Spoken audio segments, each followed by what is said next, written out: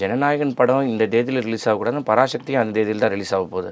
இவங்க படம் எடுக்கும்போது இவரோட கடைசி படம்ன்றது அனைத்து மக்களுக்கும் தெரியும், அனைத்து பொலிட்டிஷியனுக்கும் தெரியும், எல்லா அரசியல்வாதிக்கும். இவருடைய பின்புலம் என்னென்னா எல்லாத்தையும் கடந்து தான் வந்திருக்காரு. அன்னைக்கு அவர் அரசியல் தொடங்கலை, இன்றைக்கி அவர் அரசியல்வாதி. நீங்கள் சொல்கிற அன்றைக்கி தலைவா அப்போ அவர் அரசியல்வாதி இல்லை, அவர் ஒரு இயக்கத்தை வச்சு நடத்தியிருந்தார். இன்றைக்கி அவர் அரசியல்வாதி.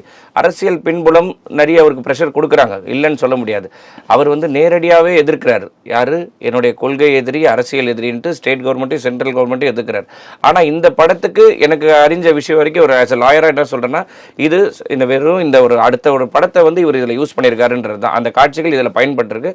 நீங்கள் வேணால் பாருங்கள், நம்மளோட பேட்டி முடிஞ்சதுக்கப்புறம் பாருங்கள், ஃபேவரான ஆர்டர் வந்துடும், ஹைகோர்ட்டோட ஆர்டர் வரும். அவங்க என்ஓசி நோ அப்ஜெக்ஷன் சர்டிஃபிகேட் வாங்கிட்டாங்கன்னா முடிஞ்சிருது. Okay sir.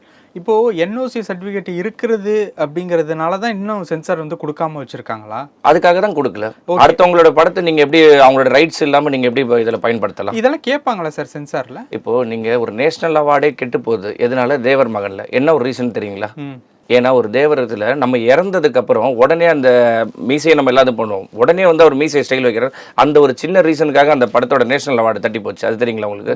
ஸோ அப்போ அடுத்தவங்களோட இதை நம்ம உள்ள எடுத்துட்டு வரக்கூடாது. அப்போ அவங்களோட இப்போ எக்ஸாம்பிள் ஜெயம் ரவி சார் நடித்த படத்தில் டிஆர் ராஜேந்திரன் சார் கேஸ் வழக்கு தொடர்றாரு. எதுக்காக வழக்கு தொடர்ந்தாரு? அந்த பாடல்னால.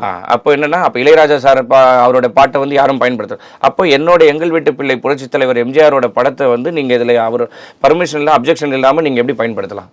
ஸோ அப்போ நோ என்ஓசி நீங்கள் வாங்கிட்டீங்கன்னா, நோ அப்ஜெக்ஷன் வாங்கிட்டா ஒன்றும் பிரச்சனை இல்லை.